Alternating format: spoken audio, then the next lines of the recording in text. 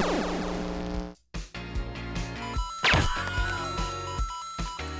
you only knew the power on the dark side. 2, 1, 0.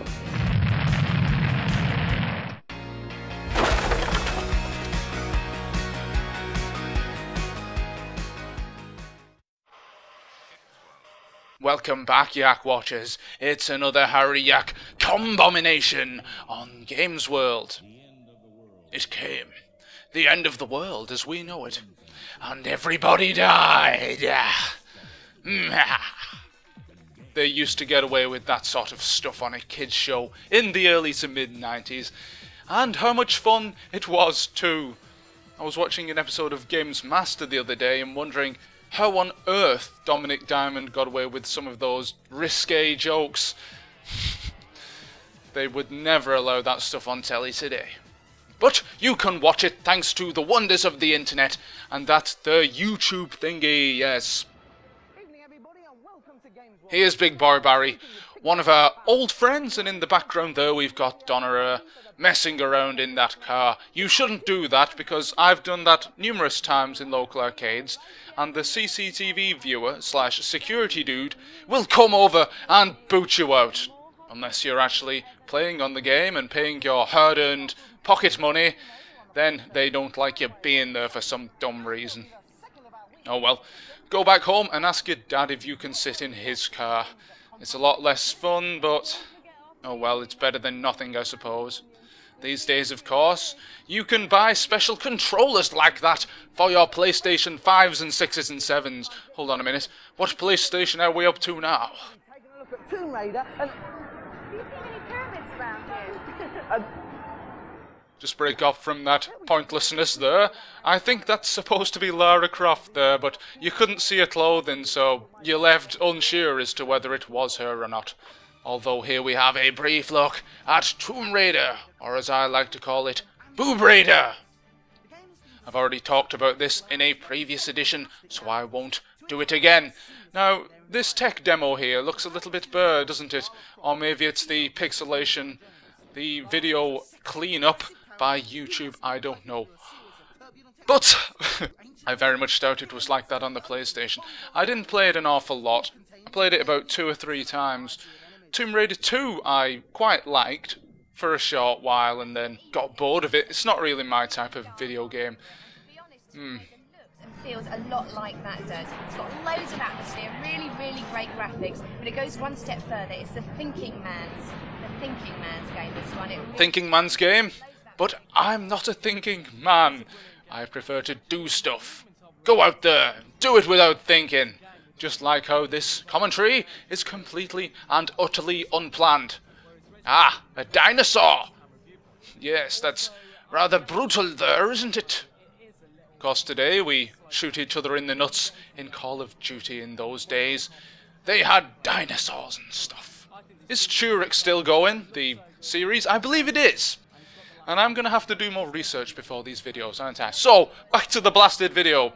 Here we have that woman, whose name I have misplaced, off Click. I believe she's still on Click, actually, which is a BBC News 24 production.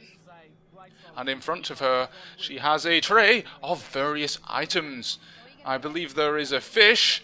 I don't know what that is, a sundae, some ice cream. It's probably melting under the studio lights. Tomorrow. Are you busy tomorrow? But here is Crime Wave, yes, it looks rather familiar. If you like Grand Theft Auto, then you know who to thank. The makers of Crime Wave, except I believe this wasn't very good at all. But you can destroy people with lasers, and you can't do that in Grand Theft Auto, can you? I hope they bring that in for GTA 5. I love the sprite scaling or whatever the heck they're using there. I believe this was the late 90s, so they had the technology to do this 3D awesome stuff. Super Tank! Destroy the tank! Super Tank was a game that I used to have on the Amstrad CPC. It was actually called Super Tank Simulator, but we just called it Super Tank because that's what it said on the front cover. The simulator bit was too small. And Super Tank sounds just awesome, doesn't it? Super Tank, like Superman, or Super Dog, or Superwoman, but I'm grasping for material here. Help me out. No go. For me, it's a big smelly fish. It surely is. Right, there's that fish. They give the fish to the games that are rubbish. It's an interesting rating system. Much better than GamesWorld's rating system, which is, of course, prone to corruption.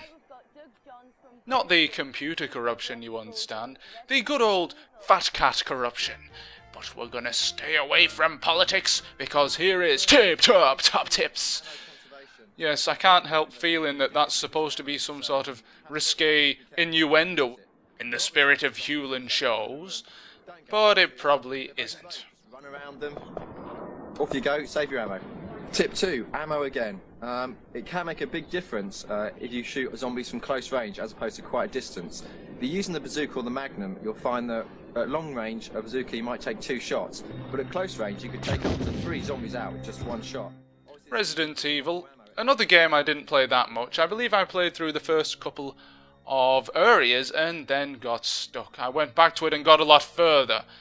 But by then it was about 2008 and I wasn't necessarily interested in it. Now, just coming up in a minute here, we have something rather bloody. Forrest has been pecked to death by crows. We must get our revenge on those blasted crows. Go and get the knife, and guess what we're going to do? Yes, indeed. We're going to walk up to the crows and stab them. Snake, we're not paying you to be a scarecrow, you know. Oh, I love Metal Gear Solid, those extra things they used to put into the game. Sets it apart from all those millions of other shoot-'em-up games out there. Call of Duty on the internet and in the webosphere these days. Oh, those are wonderfully rendered there, those crows, aren't they? The PlayStation 1 did have some fantastic graphics, I must say. Those people who say, oh, it's out of date and rubbish, need to go and get a life. If you can't see beyond Call of Duty, then I'm afraid you do not deserve to be watching this video. No offence to Call of Duty fans out there, by the way. And change the actual clothes and appearance of the characters you play with. On top of this, if you beat the game in 3 hours, you'll get a bazooka with unlimited ammo that you can just go on a total gore fest with. And we're back in the arcade with the biggest of the big boys. It's Big Boy Murray. Yes, he even had his own introduction theme. It's not actually in this episode. He had his own show, Baddy TV, or BTV as it was later known, which also starred David Walliams. I was recently reading a segment of David Walliams' book, Camp David, in which he talked a little bit about GamesWorld. He mentions Jet from Gladiators, and the fact that he himself was actually only brought on board because he was the only one who could do numerous different impressions. And I do have to say, he does do a good impression. As a result, he beat off the established performer Roland Rivron. No relation to Roland from Roland on the Ropes there. I think people who actually own a PlayStation really appreciate, obviously, wonderful looking games. I think Pandemonium fits the bill. I don't know who that bloke was, but now he's gone, it scarcely matters. And we have the eye candy of Barry and Donna once again. Look at this, it's a freezer bag of some sort, one of those cooler bags you take down to the beach on a Sunday evening. Well, a Saturday evening, really. If you went down to the beach on a Sunday evening and took too much beer, you would never be able to get off. In fact, you'd probably drown when the tide came in. Notice they're wearing the same clothes from my previous commentary of the bite-sized version of GamesWorld on the computer channel. They have not had the chance to change. Either that, or the more likely option is that they recorded all the shows, or a few of the shows, on the same night. That would not surprise me in the slightest. Hewland, the cost-cutters as they were, this was the recession, you know, the early to mid-90s. we can draw many parallels between retro gaming and the gaming of nowadays, which I'm not going to go into, because this is of course Retro Unlim. And who cares about new stuff? The old stuff is where it's at, baby. And just like that, we've come to the end of this particular Harold Yack GamesWorld commentary. As ever, I hope you have enjoyed it, and I'm sure you won't join me for the next one. If you don't, give yourself a good kick in the nuts, if you're a contortionist. Otherwise, poking yourself with a stick will do. Good night.